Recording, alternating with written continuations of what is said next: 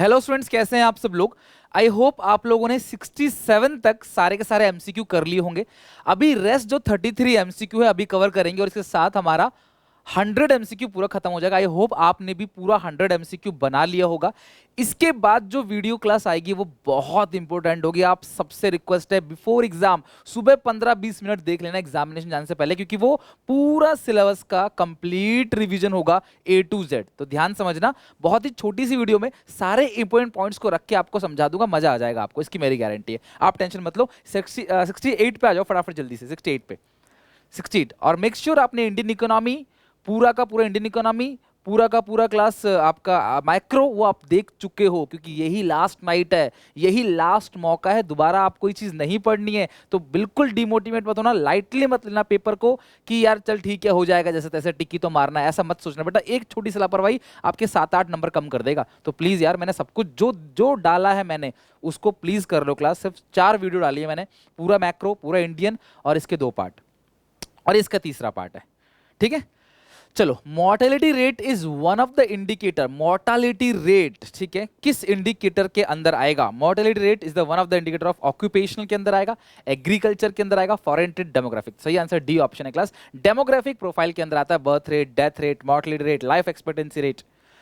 Which of the following changes is not a consequences of. अच्छा, मैं एक बात और बता दूं क्लास की जो बर्थ रेट डेथ रेट है ना, वो पर 1000 पे कितने बच्चे पैदा हुए और पर 1000 में कितना डेथ हुआ, ये होता है पर 1000 पे, ठीक है। कहीं पेपर में कुछ भी पूछ सकता है घुमा के, तो आपको पता होना चाहिए। और जो इन्फेंट मोर्टेलिटी रेट है उसमें 1 साल के बच्चे की हर 1000 में से कितनी डेथ हो जाती है। जो 1 साल के बच्चे पैदा होते हैं, जो कोई बच्चा पैदा होता है 1000 में से 1 साल के अंदर इसकी डेथ हो जाती है, उसको काउंट करते हैं इन्फेंट में, इन्फेंट मोर्टेलिटी रेट में।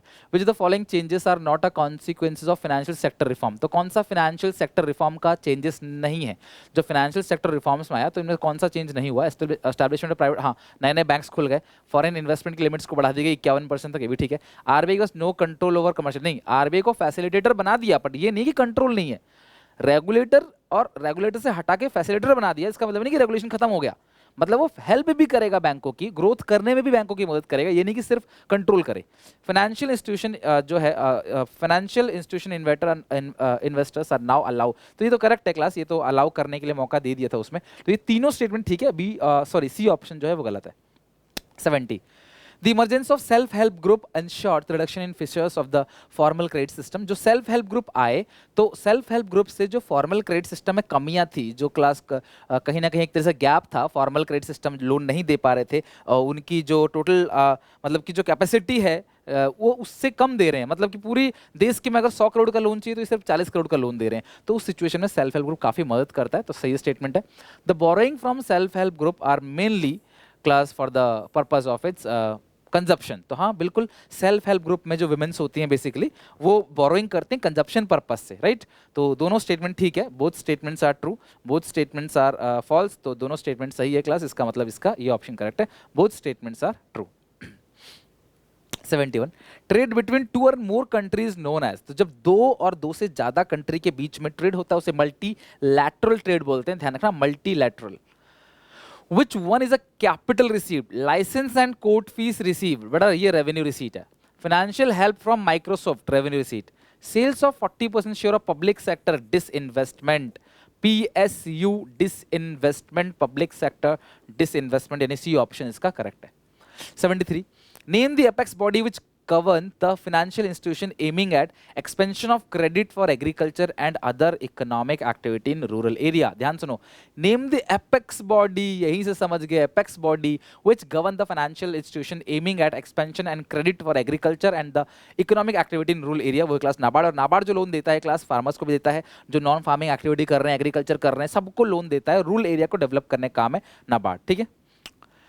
Which the following institution is regulatory body of health care? Health sector के लिए ICMR है, Indian council of medical research, A all India council for technical education, university grant commission, और ये technical education के लिए होता है, NCERT, national council for educational research and training, right. तो यानी कि इस तरह से आपका फुल फॉर्म पता होना चाहिए। इसका है Indian council for medical, Indian council of medical research. 75, Read the following statement carefully and choose the correct alternative given below. Statement 1, India often called the outsourcing hub. बिल्कुल सही है क्लास, इंडिया आउटसोर्सिंग का hub है। और I think ये मैंने कई बार पहले भी करा रखा है और सीबीएसई का मुझे लग रहा है सैम्पल पेपर क्वेश्चन है, तो आप बताओ जरा क्या होगा। Availability of skill man power is one of the prime factor responsible for gain by the, तो यानी ये स्टेटमेंट और स्टेटमेंट दोनों स्टेटमेंट सही है क्लास। इंडिया आउटसोर्सिंग हब है क्योंकि availability of skill man power जो है वो क्लास इंडिया में सस्ते रेट पे स्किल मैन पावर अवेलेबल हो जाते हैं। So both statements are true, यानी ए ऑप्शन जो है इसका करेक्ट है।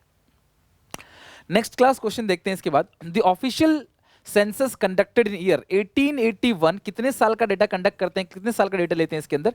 10 ईयर लगते हैं क्लास डेटा कलेक्ट करने में। बहुत सिंपल क्वेश्चन था ये तो।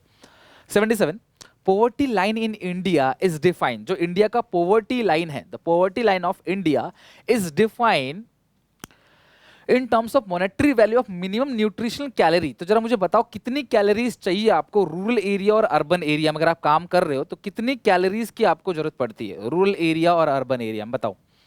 अगर आप रूरल एरिया में रहते हो तो आपको पर डे मतलब कितनी कैलोरीज आपको पर पर्सन पर डे जरूरत पड़ता है बताओ, और अर्बन एरिया में कमेंट सेक्शन में बताओ क्लास, देखते हैं याद है कि नहीं। और इनकम भी बताना, मंथली पर कैपिटा एक्सपेंडिचर ही बताना, कितने कितने रुपए है मंथली पर कैपिटा एक्सपेंडिचर। और न्यूट्रिशनल बेसिस से प्लानिंग कमीशन ने दिया है, पर कैपिटा एक्सपेंडिचर बेसिस पे क्लास तेंदुलकर कमेटी ने दिया है। Poverty line in India's definition of the is defined in the terms of money value of the minimum nutritional class। सही है, तो the definition of poverty line monetary term has not changed over the year। ये गलत है class, change होता रहता है, हर साल ये अमाउंट चेंज होता रहता है। भैया आपको पहले मान लो 100 रुपये चाहिए थे, तो अभी थोड़ी आपको 100 रुपये चाहिए होगा खर्च करने के लिए। सो इसका 77 का पहला सही है, statement 1 is true and statement 2 is false, तो सी ऑप्शन होगा इसका। 78, according to the planning commission how many average daily calorie per person, यार आ ही गया, मैं आपको बोल रहा था, लेकिन ध्यान रखना क्लास, अर्बन और रूरल बोला तो अर्बन में कितना चाहिए क्लास, अर्बन में 2100 और रूरल में 2400। अर्बन में 2100 क्यों चाहिए क्लास, क्योंकि अर्बन एरिया में इतनी रिक्वायरमेंट नहीं होती क्लास, यानी कि इंसान जो है सिस्टम पे बैठता है, मेंटल वर्क ज़्यादा करता है, फिजिकल वर्क गांव में मेहनत बहुत होती है बेटा, तो उसमें ज़्यादा एनर्जी वेस्ट होती है, तो एनर्जी के लिए ज़्यादा कैलोरीज चाहिए होती हैं। Statement 1, Government of India adopted trickle-down approach to elevate the poverty to benefit the last man at the top end of the pyramid। जो ये pyramid है, अमीर लोग सबसे ऊपर बैठे हैं, थोड़े से हैं, गरीब लोग नीचे हैं, सबसे ज़्यादा हैं, तो अगर ये ज़्यादा कमाएंगे तो छटक की क्लास इनसे इनको भी बेनिफिट मिलेगा। राइट है क्लास इस स्टेटमेंट, तो बिल्कुल सही है। Statement 2, empirical data over the year have shown that the trickle down theory did not yield desired result। ये भी सही है क्लास, बिल्कुल डिजायर्ड रिजल्ट क्लास नहीं मिलता इसके अंदर, यानी कि जिसकी वजह से पॉवर्टी एलिवेशन प्रोग्राम लाया गया। तो गवर्नमेंट ने क्लास ट्रिकल डाउन अप्रोच किया ताकि एंड तक लोगों को मिल सके और क्लास, लेकिन इसका फायदा नहीं हो, सो बी ऑप्शन करेक्ट है, इसकी वजह से सरकार को पॉवर्टी एलिवेशन प्रोग्राम लाना पड़ा। मिड डे मील स्कीम जो है वो पॉवर्टी एलिवेशन प्रोग्राम के अंदर नहीं है, वो मिड जो मिनिमम नीड प्रोग्राम है उसके अंदर आता है, तो ध्यान रखना पॉवर्टी एलिवेशन प्रोग्राम के अंदर जो स्वर्ण जयंती शहरी रोजगार योजना है, क्लास प्राइम मिनिस्टर रोजगार योजना, ये सब चीज जो है आपको पढ़ना है, वेज और self. Which of the following play important role in meeting micro credit need in rural area? बड़ा micro credit needs in rural area में कौन है क्लास जो माइक्रो क्रेडिट नीड को फुलफिल करता है? Regional rural bank, NABARD, commercial bank, self help. फटाफट बता दो क्लास, कल पेपर है, उम्मीद करूंगा ये क्वेश्चन तो जरूर क्लास आप सबको आता होगा, तो ऐसा कोई भी क्वेश्चन सेल्फ हेल्प ग्रुप से आए तो आप ध्यान रखना। Who among the following gave the concept of poverty line in pre-independent India? तो pre-independent India में poverty line का concept किसने दिया था? तो सही आंसर है क्लास दादा भाई नारोजी। ध्यान रखना class, Dadabhai Naoroji, the great old man of India, ठीक है, दादा भाई Naoroji. 82. The motive of British government behind the deindustrialization was to get the raw material from India at cheap rate. Yes. To sell the British manufacture good in India at high price. ये भी yes. To focus on development. यार उन्होंने focus तो किसी पे नहीं किया, agriculture railway छोड़ के, और रेलवे और communication. To get the finish goods product from India at cheap rate. India से फिनिश गुड्स लेना ही नहीं था यार उनको, पहला और दूसरा ही सही है, यानी ए ऑप्शन करेक्ट है, बोथ और बोथ फर्स्ट। इंडिया से तो उसे रॉ मटेरियल लेना था बस। The emergence of self help group ensure the reduction, ये तो क्लास हमने कर लिया ना, तो फिशर वाला तो क्लास ये तो ऑप्शन कर लिया, इसको ऑप्शन दोनों ही ट्रू था, इसको हम कर चुके हैं। Which of the following statement is true government policy? Government policy does not aim the improving agriculture marketing system. Distribution of food at subsidized rate to the poor. Distribution of food grain at subsidize rate, यार ये बिल्कुल सही है class, सस्ते rate पे देते हैं लोगों को पैसा। Assurance of minimum support price for agriculture product, ये भी सही है। प्रोवाइडिंग चीप रेट, भैया क्रेडिट, ये जो क्लास चीप रेट पे यानी चीप रेट पे क्रेडिट देना किसानों को, ये एग्रीकल्चर मार्केटिंग के अंदर नहीं था, मेंटेनेंस ऑफ बफर स्टॉक ये था, तो यानी कि इसका सी ऑप्शन करेक्ट होगा, सी ऑप्शन करेक्ट है इसका। सी ऑप्शन जो है वो एग्रीकल्चर मार्केटिंग सिस्टम का हिस्सा नहीं है। In which year India first 5 plan, यार देखो मैं बता दूं तुमको, पहला जो 5 प्लान था 1951 से लेकर प्लानिंग कमीशन का जो सेटअप हुआ, ध्यान रखना सेटअप वो 1950 में हुआ। फर्स्ट प्लान आया 1951 से 1956। लास्ट प्लान था 12th नंबर का प्लान 2012 से 2017। लॉन्ग टर्म प्लान को पर्सपेक्टिव प्लान कहते हैं क्लास, ठीक है, पर्सपेक्टिव प्लान। और आपने ध्यान रखना इसको किसने क्लास टेक ओवर किया, रिप्लेस किया, नीति आयोग ने। NITI Aayog national institution for transforming India 2015 में नीति आयोग ने ले लिया 2015 में, राइट। और इसका जो दोनों के चेयरमैन है वो प्राइम मिनिस्टर ऑफ इंडिया होते हैं चेयरमैन। नीति आयोग का हेड ऑफिस नई दिल्ली में है, अमिताभ कांत इसके सीईओ हैं, ठीक है। और नीति आयोग को थिंक टैंक ऑफ इंडिया भी बोला जाता है, क्या बोला जाता है, think tank of India, think tank of India. Mahalanobis model start हुआ था इन विच 5 प्लान, तो सेकंड 5 ईयर प्लान में महालनोबिस मॉडल को लिया था। प्लान हॉलिडे से याद आया क्लास, प्लान से प्लान हॉलिडे 1966 से 1969 तक कंसेक्यूटिव 3 ईयर तक प्लान हॉलिडे रहा, ठीक है, 3 ईयर, क्योंकि थर्ड 5 प्लान जो बुरी तरीके से फेल हो गया था। Government has assured the farmers for some minimum information from the sale of their crop, introducing government has assured the minimum assured the farmers for some minimum income for sale of their crop, introducing। तो class ये minimum support price से, MSP से government क्या करती है class, इसको help करती है क्रॉप को इंट्रोड्यूस करने में, कि मिनिमम सपोर्ट प्राइस से। ध्यान रखना बहुत इंपॉर्टेंट है, जो क्वेश्चन रिपीट भी हो रहे हैं ना, it's really very important. The earlier food for work program now has converted into मनरेगा, कन्वर्ट किसमें कर दिया क्लास, मनरेगा में। Mahatma Gandhi national rural employment guarantee act 2005 का है class, guarantee act. Price support policy means maximum price for produced goods, subsidy to farmer, more price than industrial goods, minimum price fixed by the government for the farmers। तो इसका सही बताओ क्या है कि जो प्राइस सपोर्ट पॉलिसी है उसका मतलब क्या है कि मिनिमम प्राइस जो है वो डिसाइड किया जाता है गवर्नमेंट के लिए, गवर्नमेंट फार्मर्स के लिए, कि भाई कम से कम इतना तो आपको देंगे ही। Tariff and quota were fix under the industrial policy resolution 1956, जिसके 3 शेड्यूल होते हैं। शेड्यूल ए के अंदर 17 इंडस्ट्री है, बी के अंदर क्लास आपके इंडस्ट्री है 12, सी के अंदर बाकी सारे। किसी बच्चे को अगर क्लास कुछ इंडस्ट्री के नाम पता है तो वो लिख के दिखाओ फटाफट कमेंट में। टैरिफ एंड कोटा तो वो किस लिए, एक्सपोर्ट बढ़ाने के लिए, इंपोर्ट घटाने के लिए, restricting import and protecting domestic from foreign competition, ये करेक्ट है भैया। फॉरेन कॉम्पिटिशन से बचाने के लिए सरकार ने टैरिफ यानी कि टैक्सेस कोटा यानी क्वांटिटेटिव रेस्ट्रिक्शन लगाया। Mudra bank was set up to cater the credit, अभी क्वेश्चन थोड़े पहले आया था। मुद्रा बैंक किसके लिए होता है class, micro small and medium enterprise के लिए। तो 91 का क्लास बी ऑप्शन करेक्ट है। Which of the following accounts the largest share in livestock sector in India? India में लार्जेस्ट शेयर किसका है लाइवस्टॉक में, ठीक है, किसका है, cow, buffalo, cattle, ship, horses, poultry. सही आंसर है क्लास पोल्ट्री। तो पोल्ट्री का एनिमल हस्बेंड्री में सबसे लार्जेस्ट शेयर है। 93 on the basis of the workforce engaged in various sector predetermined in India following rank from the highest to lowest। तो predetermined India, independent India, sorry pre independent, तो आज़ादी से पहले सबसे ज़्यादा लोग कहाँ काम करते थे क्लास, यानी कि ईव ऑफ इंडिपेंडेंस सबसे ज़्यादा प्राइमरी सेक्टर में, सेकंड जो काम करते थे वो टर्चरी में, थर्ड सेकेंडरी। तो आप गलती से भी ए ऑप्शन मत टिक करना क्योंकि ए ऑप्शन गलत है। सबसे ज़्यादा लोग लगभग 74% के आसपास प्राइमरी में करते थे और 19% के टर्चरी में क्लास, लगभग 18-19%, बाकी 13-14% के आसपास सेकेंडरी में। मतलब टर्चरी सेक्टर में जो है, जो वर्क फोर्स है वो ज़्यादा काम करते थे as compare to class secondary. Okay, तो डी ऑप्शन करेक्ट है इसका। Which of the following program has been restructured? तो स्वर्ण जयंती ग्राम स्वरोजगार योजना यानी कि ये ऑप्शन, इसको रिकंस्ट्रक्ट कर दिया किसमें, नेशनल रूरल लाइवलीहुड मिशन। बेटा कल पेपर है इसलिए फास्ट करा रहा हूं मैं आपको, और कई बार ये क्वेश्चन रिपीट भी हो चुके हैं, तो आपको दिमाग में एकदम सेट हो गया होगा जो कंटिन्यू वीडियोस को फॉलो कर रहे हो, राइट। अगर टाइम होता तो मैं तुम्हें एक एक पॉइंट, एक एक एक्सप्लेनेशन देता है इसका, बट टाइम, कल ही पेपर है, आज जी की रात बची हुई है आपके पास, तो अच्छे से जम के मेहनत कर लो।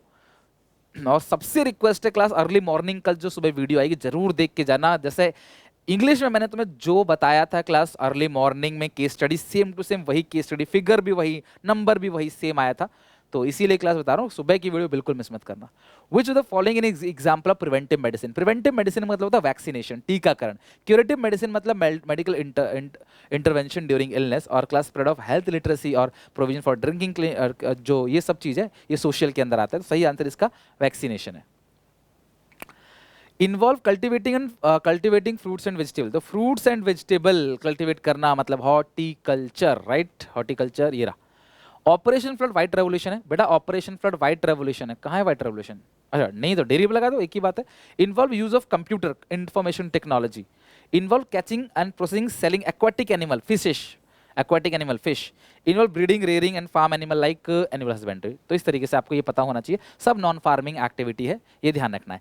और जो येलो रेवोल्यूशन है सीसम सीड्स और मस्टर्ड सीड्स के लिए होता है, ये ध्यान रखना। विच of the following is an example of preventive medicine, तो ये तो अभी जस्ट हमने पढ़ा था क्लास, ये रिपीट हो रहे हैं क्वेश्चन, चलो कोई बात नहीं, वैक्सीनेशन आपको पता है। Since independent India, India witnesses a considerable fall in infant mortality rate in India, identify which of the following may not be one of the reason for the fall in the mortality infant mortality rate. तो infant mortality rate घट रहा है, इनमें से कौन सा reason नहीं है? Improvement in health facility over the year, इससे तो इससे घटेगा। इंप्रूवमेंट इन एजुकेशनल स्टैंडर्ड, इससे भी घटेगा। Fall in the standard of living, यार fall in the living standard अगर घटेगा तो उससे इन्फेंट मोर्टेलिटी रेट कैसे बढ़ जाएगा? सी गलत है, पर आगे पढ़ लेते हैं। Technological expansion over the year, सही बात है। टेक्नोलॉजी अगर नहीं आएगी तो कहीं ना कहीं क्लास हम बीमारियों से लोगों को बचा सकते हैं। नई नई टेक्नोलॉजी, मेडिकल में भी इक्विपमेंट का यूज़ किया जाता है। तो इसका ए, बी और डी सही है, सी ऑप्शन इसका गलत है। बिकॉज लिविंग स्टैंडर्ड अगर घटता है, लिविंग स्टैंडर्ड अगर घटेगा तो जाहिर सी बात है लिविंग स्टैंडर्ड घटने से बढ़ जाएगा, वो बीमारी और बढ़ेंगी, लोगों की डेथ और ज़्यादा होंगी, ठीक है। तो इसका सही आंसर जो था वो था क्लास आपका सी ऑप्शन करेक्ट है। 99 क्लास पोल्ट्री सबसे लार्जेस्ट शेयर है। अब ये बताओ 100 share, lowering the value of domestic currency in relation to a foreign currency, lowering the value of domestic currency in relation to a foreign currency by the government is called, बताओ lowering the value of domestic currency in relation to foreign currency by the government is called. Lowering the value of domestic currency अगर class in terms of foreign currency government करती है इसको तो devaluation बोलते हैं। अगर इसी चीज को class market force of demand supply से होता तो इसको डेप्रिसिएशन कहते हैं। आई होप क्लास की ये 100 क्वेश्चंस अप्रोक्सीमेटली 90, 94, 95 मान के चलो, कुछ क्वेश्चन रिपीट हुए थे। इन क्वेश्चंस को अच्छे से करके जाना। मेरी तरफ से 100 क्वेश्चन कंप्लीट है। कम्युनिटी टैब पे मैं तुम्हें कुछ और क्वेश्चंस की वीडियो दे दूंगा जो मैंने पहले मॉक टेस्ट ले रखे हैं, वो भी अच्छे से बना लेना। मेरी तरफ से क्लास इकोनॉमिक्स का मैंने कंप्लीट रिवीजन करा दिया, इंडियन मैक्रो वन शॉट के अंदर बहुत अच्छे से क्लास सब कुछ हो चुका है। बस अब आपको एक रात मेहनत करनी है अच्छे से, ताकि कल की सुबह आपके लिए अच्छी हो, ठीक है। All the best. कल सुबह एक वीडियो आई क्लास जिसके अंदर मैं पूरा का पूरा रिवीजन करा दूंगा, तो देखना जरूर, जुड़े रहना। तब तक के लिए टेक केयर, बाय बाय। मिलते हैं क्लास टर्म 2 की जम के प्रिपरेशन के लिए टर्म 1 के बाद एक थोड़ा सा ब्रेक लेके क्लास फिर मिलेंगे। टेक केयर, बाय बाय, मिलते हैं नेक्स्ट वीडियो में।